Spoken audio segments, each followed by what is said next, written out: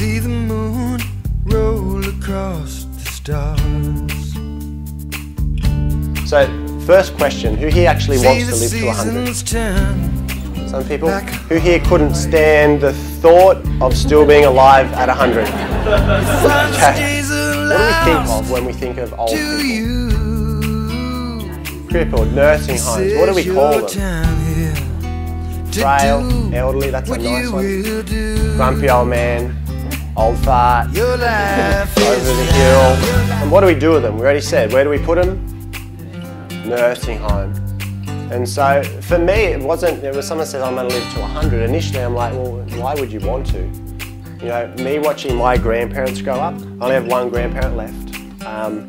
So Bubba, you know, I have vivid memories of images walking through a nursing home in Brisbane where, you know, little boy and you're walking along the aisles and you're peeking in all the rooms, and we have some people who work in that environment, and you know, they're drooling on themselves and, you know, defecating themselves, and the stink and the stench is horrendous.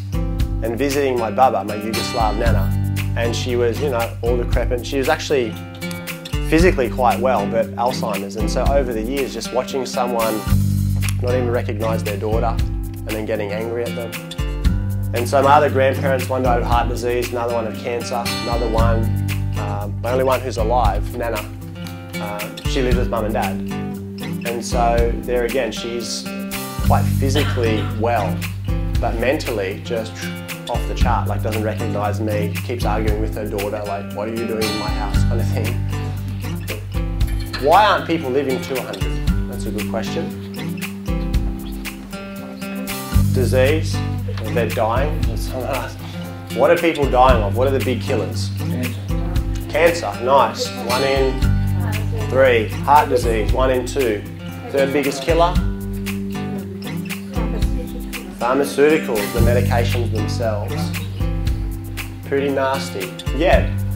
You think about this, the average 65-year-old or over takes 7.4 medications a day in Australia. That's the average. And so some people, I'm assuming, take none. You're going to learn tonight how you think about it. I've never met a person on medication where they're getting healthier. Does that make sense? So there's some premises within medication, like I'm the first to admit I wouldn't be here without it. So in a crisis, amazing. We want to uncover some of the myths behind that. Your life is now, your life is now, your life is now. I like the focusing on where you want to be when you're 100.